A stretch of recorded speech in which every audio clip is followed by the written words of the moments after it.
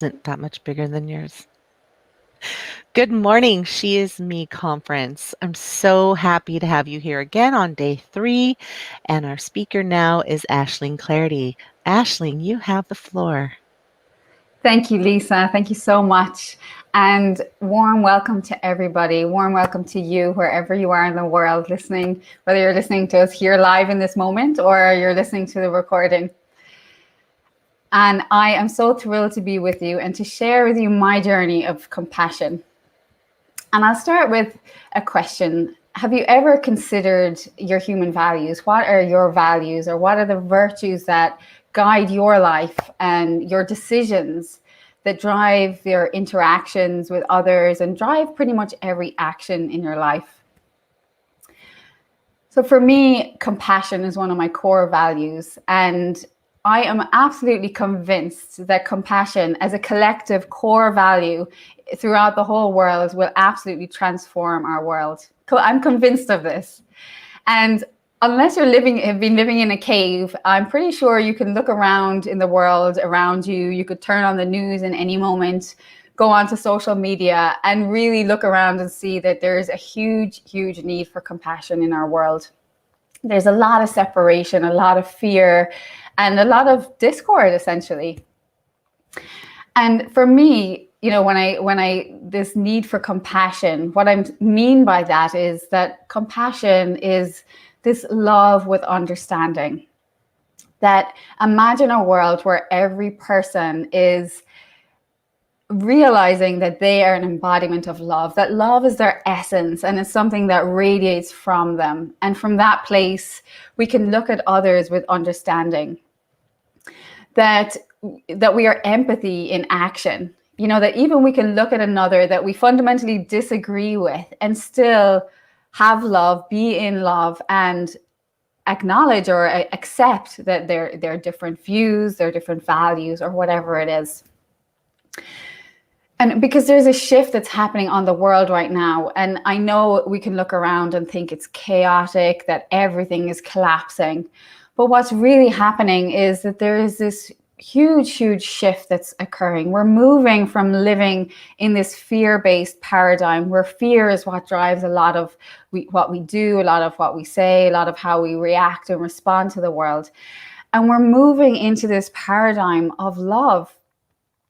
And love isn't always this soft, meek, or, I don't know about you, but me growing up in Ireland, in Catholic Ireland, my views of love were not what I've come to learn true love to be, which it can be a whole spectrum of qualities and emotions. But what is the essence, and what I know when I know that I'm in a love-based state, is that there's expansion, that I can allow my body to be soft, versus when there's fear or some sort of fear-based energy like judgment or insecurity or whatever, that there's, when maybe you can even feel as I'm sharing this, there's some sort of contraction or holding or somewhere in your body or in the pit of your stomach or somewhere.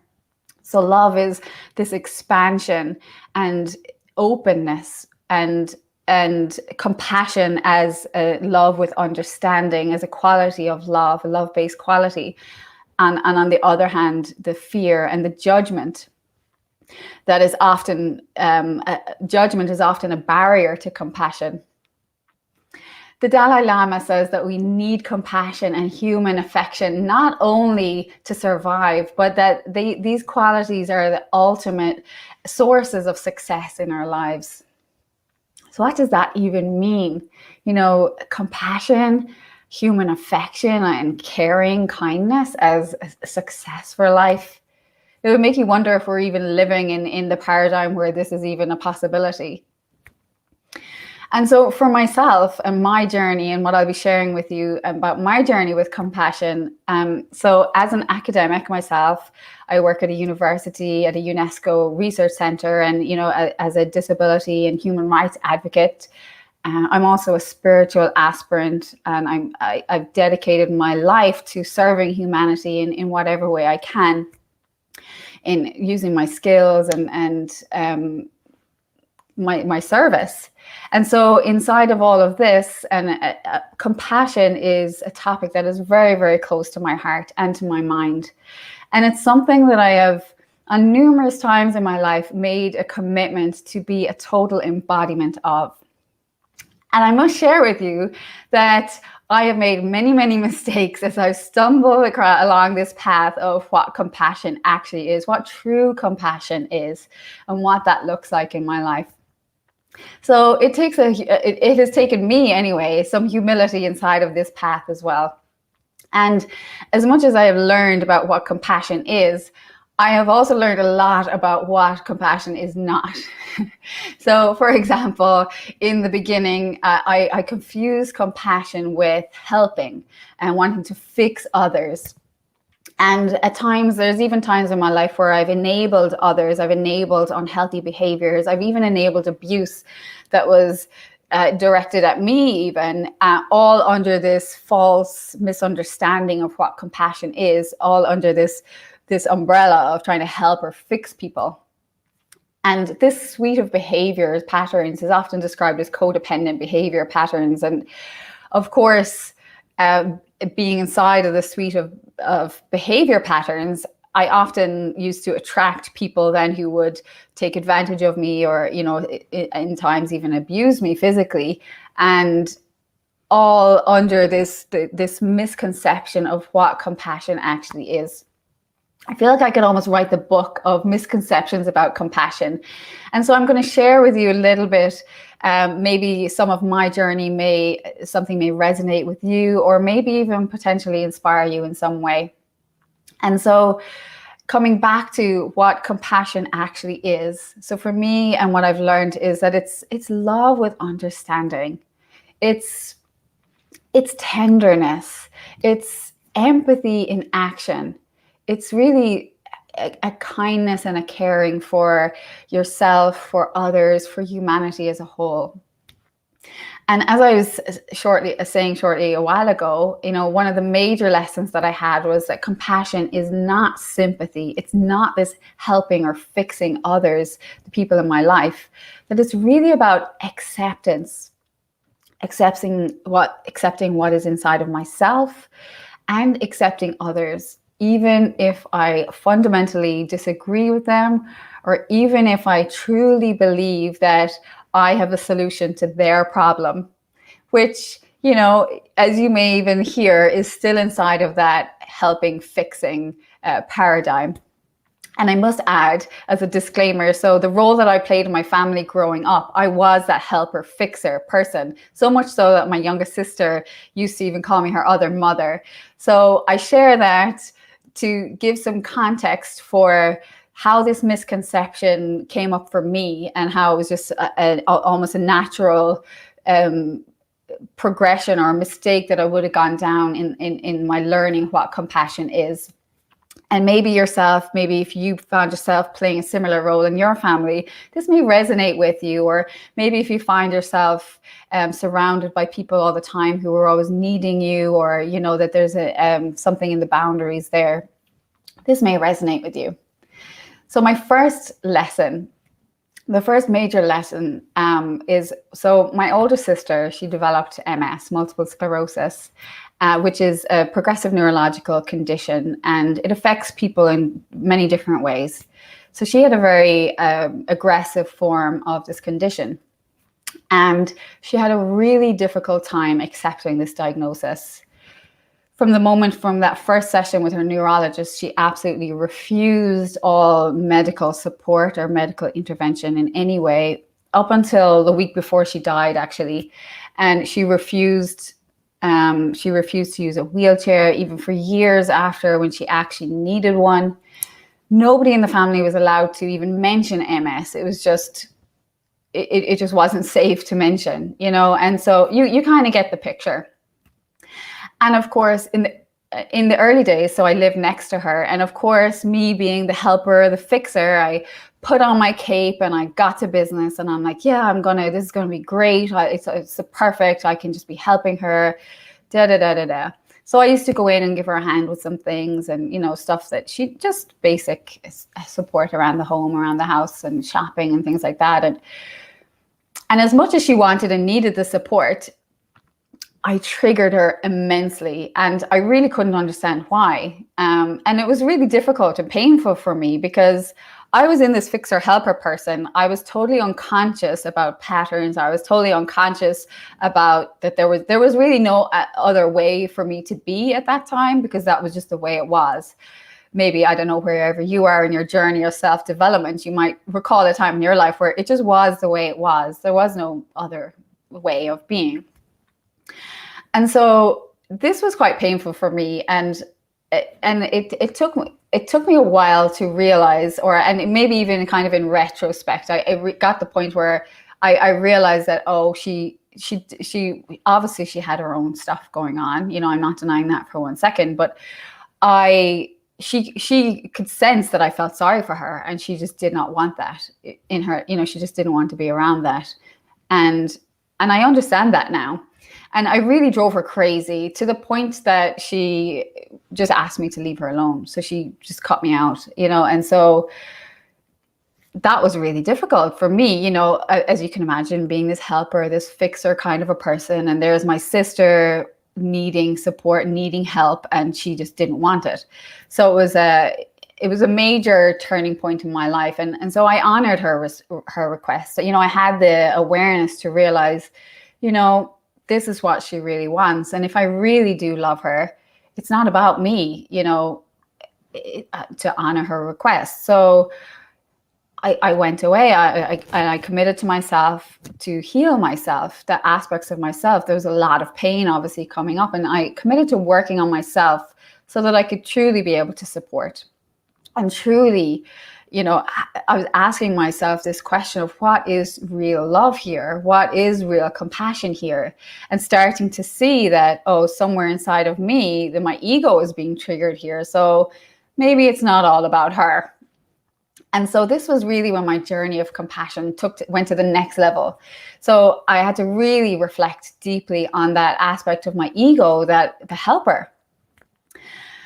And I came to see that, that there's subconsciously in this helper mode, there was a sense of self-importance. I had to be really humble with myself and say, what am I getting out of being this helper? And I realized that I felt there was a part of me that felt important. I had this need to be needed, and that was what was being satisfied. So when she didn't want my help anymore, what was I left with? So I had an opportunity to really work on myself, and step out of this pattern, and to realize that this was a pattern. And later that I learned that what this pattern was actually fueled. So that my way of being was, oh, I'm a helper. And this was how I hid this fear that I had underneath, that if I'm not the helper, I'll be invisible. I could be rejected. And if I go back to where this pattern came in the family, it was a large family, a lot going on. If I'm not the helper fixer, what if I'm not seen? Maybe my whole survival was threatened in a subconscious way. And so at the same time, I was in college, and my path was taking a direction towards working with people with disabilities. And I was very much aware at the time that what was playing out with my sister was also, it was teaching me this distinction between helping and support, and considering that she had a disability, and as well, or she was developing, how her functional limitations were what are often perceived as a disability. I had an opportunity to reflect on the whole paradigm around disability, and how that I was coming from this place of ableism, of, okay, someone with a disability, that she needed help. And so that as long as I was the helper, I had the power, like as if, as the helper, the able one, putting myself, and as what we do as society, putting ourselves on the pedestal and then dishing out charity or help to the person that needs it, as if there's something wrong with them, or as something that they need to be pitied or felt sorry for. And not to say that they don't need support or they don't have challenges or limitations, but that, somebody can still need support, and for equity, But once those supports are, even if those supports are there or not, that we're all equal, that we're all of the same value, of each person as a being has the same potential.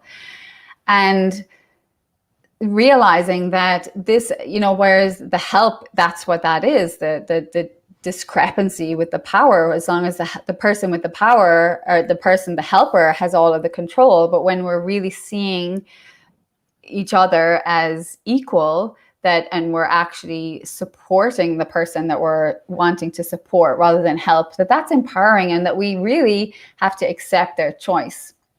And so that was really the lesson was there. And I can see that reflected in the broader paradigm in terms of how people in many places around the world still see disability. Often there's this charity model or deficits model of there's something wrong with. And we see people with pity, or we often patronize them. But there's no empowerment in that. We're not seeing each person as a soul with full potential. And so for myself, it was a really humbling moment in my life, or a humbling time in my life, as I was saying, because I really had to get present with my own programming, my own unconscious bias around disability and support, but also on top of that, my need to be needed. And so when I really got present to all of this, and to my judgment that I had in relation to my sister's choices, I found it was really hard for me to accept her choices around not having any medical intervention, or, it was difficult for me to accept her denial around that she had MS in the first place, and that it was actually progressing. And even the subconscious judging around her circumstances as, oh, there's something bad here, feeling sorry for her. And as long as I became aware that as long as I was judging her choices, judging her denial, I didn't have to feel the excruciating pain of coming to terms with her mortality, and all of our mortality, but her mortality.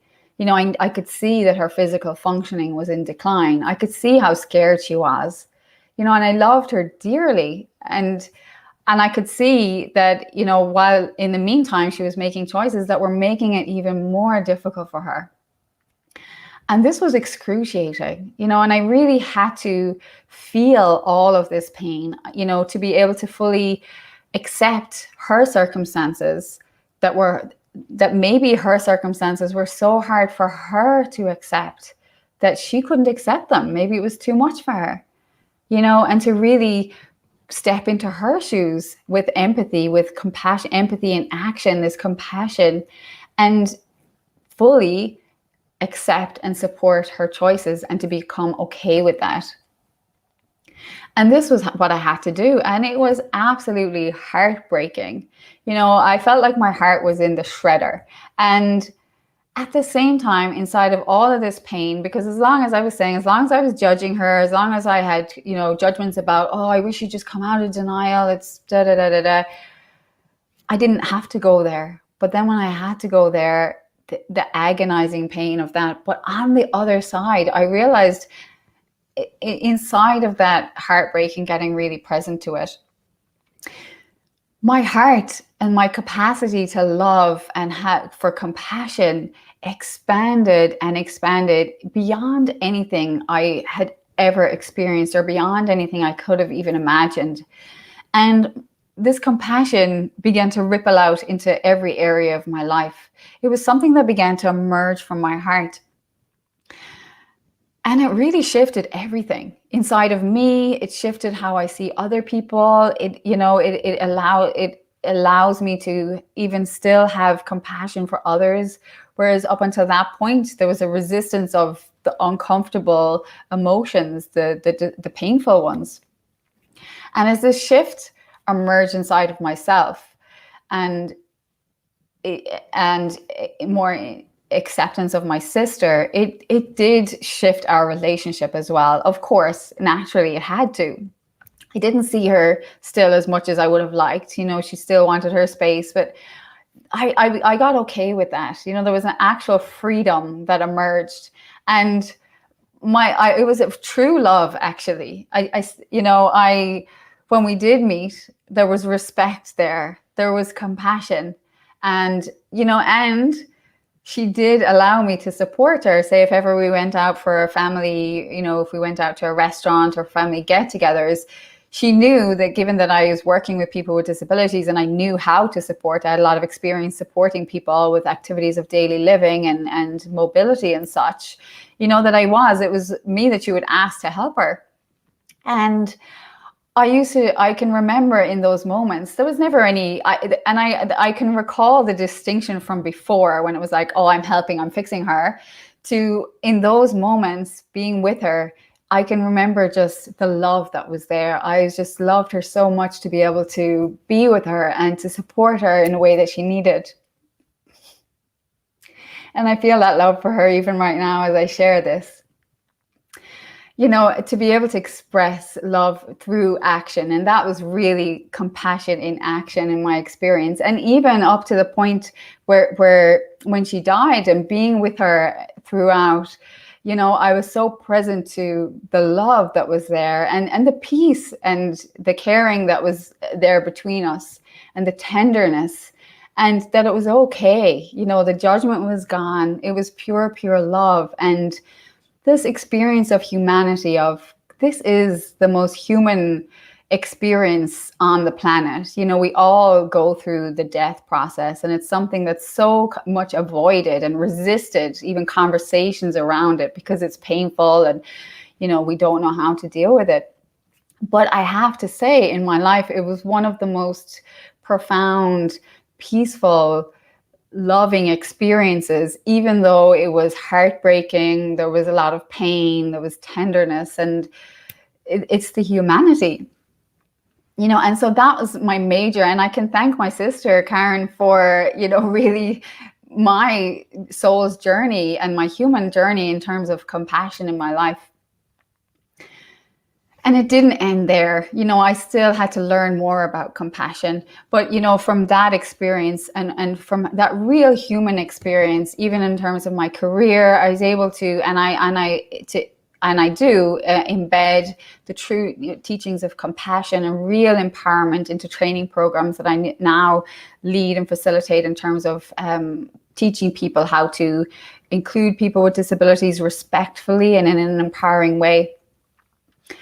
And coming back to the compassion, there was still more to learn in my journey of compassion. I still needed to learn discernment in relationships. I still had to learn the discerning between compassion. I still had to ask myself, is this true compassion here? Is this helping? Really having to work to transmute that old pattern, the fixer helper pattern, that was fueled, as I was saying, fueled by this fear of being unworthy, being insecure, or being invisible.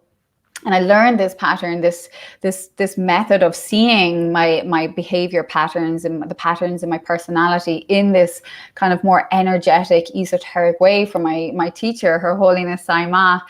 And she taught me how to, identify the pattern of how it plays out in my life, and then how to look underneath that to see what is the fear that's fueling this pattern, and then to really get present to it, to feel that energy as this is an energy that I'm going about my whole life trying to avoid feeling. Maybe what will happen if I actually feel it fully and bring it into my heart, welcoming it into the compassion, the love and understanding inside of my own heart, and allowing it to dissolve in there. And from there, then actually activating a higher frequency energy like compassion. And that was in this case, activating compassion or any other love-based energy or quality, and then bringing that to life inside of my field. How does it feel to be compassion? And using the power of the imagination, then this higher faculty of the mind, to actually imagine what it would look like to interact with people in this new energy of compassion. In those instances where before the old pattern was active, what might it look like to be compassion now in this new instance? And really activating getting so real and present to what that feels, what it looks like inside of my field. And so to bring it all to this whole journey of compassion, and through my own personal sharing, my journey, I hope there's been some nuggets of information or nuggets of resonance in there for you. And to summarize what compassion is for me is it's this love with understanding. There's an open-heartedness, a tenderness, kindness. It's this pure love where there's no judgment. And compassion, it's about being able to meet others in their difficulty, in their pain, without trying to change anything, without trying to talk them out of it, without trying to guide them to somewhere else. But there's an extension of your heart to theirs in a way that effortlessly can raise the energy, raise the frequency of the situation, can lift the person up. But it requires a lot of self-development, or some self-development.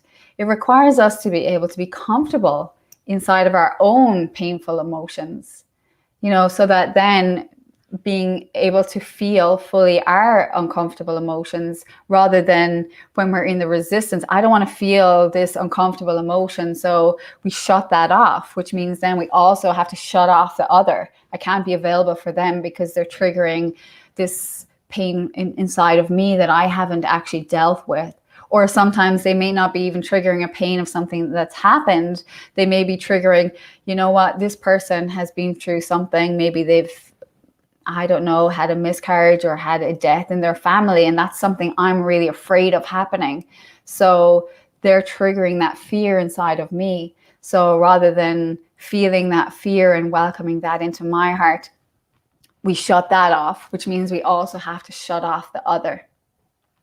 And so that is a really, really important aspect of the journey of compassion, that we can feel our emotions fully. And inside of that, having self-compassion for ourselves, it requires compassion. And when we're inside of this embodiment of compassion, it becomes a way of being. There is no distinction between self and the other. When we have this level of self-awareness inside of self, we have this awareness of, there's something uncomfortable inside of me. There's something that I'm feeling in my intuition, or we can discern between what is real intuition because there's an expansion, or what is a fear because there's the contraction. And so to bring this all to a close, I invite you to contemplate for yourself. Are there any fear, are there any emotions that you fear experiencing that limit your capacity to be compassionate? And this is something you can do now, or you can even do later. Maybe something might emerge straight away. Maybe it might be something you need to sit with and really, really contemplate. And even to consider, how can you cultivate compassion inside of yourself? What might it look like for you to be an embodiment of compassion? What is your flavor of compassion in your life? And so inside of that, as we bring this practice to a close, we bring this session to a close, I invite you, even for a few seconds, to take a deep breath into your heart, to allow yourself to feel the fullness, the love with understanding for yourself that is always there, waiting to be called on, waiting to be activated, waiting to emerge and to hold you and support you in your life. And so with that, I bring my story, my sharing, my journey with compassion to a close. And I really hope that this has been of service to you, and to share with you that I do lead some practices, some guided meditations, free practices each week. They're available on the Awaken Life platform, awakenlife.love. And so there's 2 specific meditations I currently lead that are very much related to compassion, related to the heart. One is using the compass, activating the compass of your heart. And the other is creating heart and brain coherence. And so allowing, activating your heart and allowing it to emerge. So thank you for your time. It's been an absolute joy to be with you and to share with you. Aisling, thank you so much. I really enjoyed this, and I always enjoy you. I really appreciate it. What a lovely, lovely talk. Thank you so much. Thank you. Thank you, Lisa. Thank you for having me and for inviting me. We are going to take a break. We'll be back in a half an hour with Heidi Platt, and she's going to talk about healing addictions. All right. Thank you.